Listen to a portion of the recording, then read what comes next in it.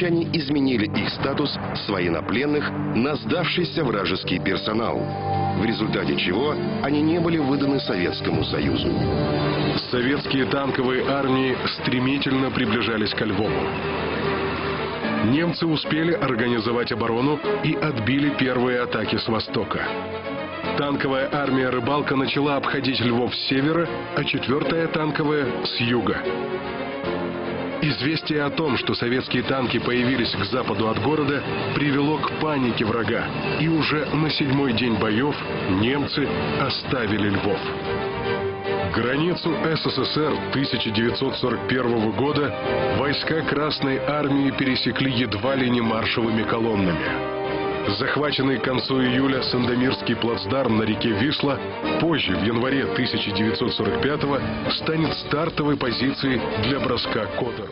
Южный фланг Советско-Германского фронта мог бы стать второстепенным участком, если бы не экономическое значение этого направления. Румынская нефть питала немецкую военную промышленность. Гитлер всегда остро реагировал на любые угрозы румынским нефтепромыслом, поэтому предложение отойти на линию Галац-Факшаны, гребень Карпат, поступившее от главнокомандующего румынскими силами Иона Антонеску, не принял. Между горами и Дунаем, в долине реки Сырет, природа создала 80-километровое окно, названное Факшанскими воротами. Здесь, по приказу Антонеску, возводились 1500 бетонных дотов.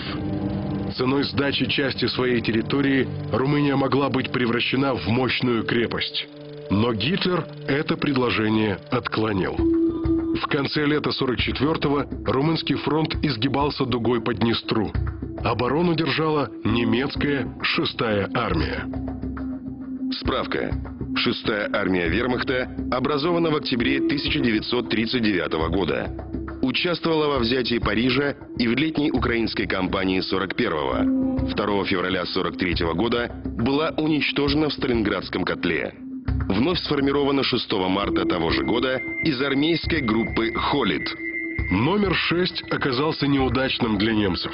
Но они упорно присваивали его вновь создаваемым армиям, не желая мириться со Сталинградской катастрофой и пытаясь реанимировать боевой дух времен блицкригов.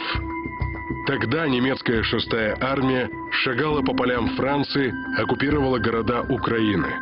Теперь она защищала румынскую нефть. По иронии судьбы, на ее флангах, как и во время Сталинградской операции, стояли те же союзники – румынские 3-я и 4-я армии. Это и решило исход сражения.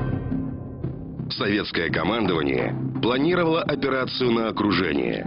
2-й Украинский фронт Малиновского и 3-й Украинский фронт Толбухина должны были ударить сходящимися направлениями с целью окружить немецкие войска на Днестре. Танковую армию Кравченко передали 2-му Украинскому фронту. С весны 44-го она не участвовала в боях. После пополнения армия насчитывала более 400 танков и самоходных артиллерийских установок. Будучи единственной танковой армией в южном секторе Советско-Германского фронта, ей предстояло обеспечить прорыв советских войск к румынской нефти, а затем продвижение в Венгрию и Австрию. Остальные танковые армии уже нацеливались на Германию. Перед советским командованием стояла задача обеспечения скрытности подготовки операции. В случае раскрытия замысла ставки, немецко-румынские войска смогли бы отойти к Факшанским воротам и занять удобную позицию для обороны. Благодаря накопленному опыту войны, маскировка грядущего наступления проводилась столь искусно, что немецкие разведчики ничего не заметили. Немцы ожидали на Днестре лишь атак местного значения. В середине августа генерал Фретер Пико, командующий 6-й армией, докладывал: «Ничего особенного. Повсюду тишина». За день до советского наступления он написал: «Возможно, что-то заварится на нашем правом фланге». Операция, получившая наименование Ясска-Кишиневской, началась 20 августа 1944 года. Немецкий генерал Вильнемер вспоминал. Дивизионный командный пункт находился под огнем русской тяжелой артиллерии. Картина, открывавшаяся оттуда, ужасала. Вся долина Днестра была окутана сплошным облаком дыма. Солнце, светившее с ясного голубого летнего неба, казалось, погасло. Сопротивление румынских частей было подавлено. Первоначально немецкое командование недооценило масштабы происходящего, считая наступление атакой местного значения. Только на третий день боев 6-я армия получила приказ отходить. Вскоре отступление перешло в бегство. Картина отступающих колонн немецкой пехоты становилась типичной для конца войны. С воздуха войска постоянно утюжили штурмовики Ил-2. Немецкая 6-я армия, отходящая на запад, стремилась к переправам реки Прут. Но к узлу дорог Хуши немецкие части вышли одновременно с советскими танками. На полном ходу 34-ки врезались в обозные колонны, давя орудия, повозки, машины. Подошедшие советские пехотные части заняли оборону фронтом на восток. Немецкие части безуспешно пытались пробиваться другими путями. На следующий день в небо взлетела белая ракета.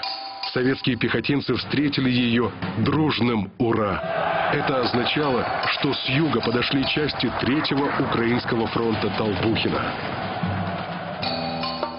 Немецкая 6-я армия оказалась в окружении. Остатки ее частей отступили за Сырет. Бойцы Красной армии, воодушевленные победой, шутили. Русские на пруд, румыны на Серед.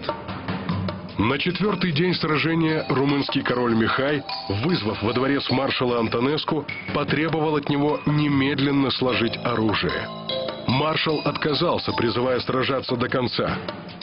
Народный комиссариат иностранных дел СССР выступил с заявлением, что Советский Союз не имеет намерения приобрести какую-либо часть румынской территории или ущемить независимость Румынии. Уже на 3-й день после ареста Антонеску румынская армия начала боевые действия против немцев. Однако немецкие войска, сосредоточенные в Румынии, еще не потеряли свою боеспособность. Командование вермахта попыталось захватить власть в стране, развернув на Бухарест зенитные части, оборонявшие нефтепромыслы Плоешти. 6-я танковая армия получила задачу прорваться к Факшанским воротам, лишив противника возможности закрепиться на этом рубеже. Стремительным броском танкисты вышли к Факшанам и пробились через построенные укрепления. Надежда Гитлера закрепиться в Румынии рухнула. Танковая армия устремилась дальше к нефтяным месторождениям Плоешти. В 60 километрах от них находилась румынская столица. Танкистам предстояло выполнить непростую задачу – выйти к нефтепромыслам и к Бухаресту. Советская танковая армия могла стать надежной опорой короля Михая в борьбе с рвущимися к Будапешту немцами. Через 3 дня танкисты захватили нефтепромыслы, а на 4-й вышли к столице Румынии. Немецкой группе армий оставался один выход – отступление через Карпаты в Венгрию, союзницу Германии. Однако вырваться из Румынии удалось немногим соединениям.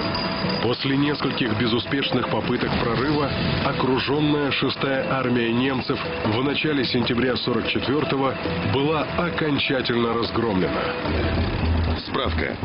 Если для разгрома 6-й армии Паулюса потребовалось 2 месяца, то 6-я армия Фредер-Пико была разбита в течение 2 недель.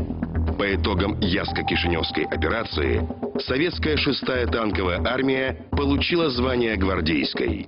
Это почетное звание армия завоевала всего за 8 месяцев своего существования. В то время как на остальном советско-германском фронте шли бои местного значения, на юге всю осень 44-го гремело сражение за Венгрию. Лишившись румынской нефти, Гитлер судорожно цеплялся за венгерские нефтяные месторождения. Советские танковые и стрелковые части, несмотря на распутицу, медленно, но верно продвигались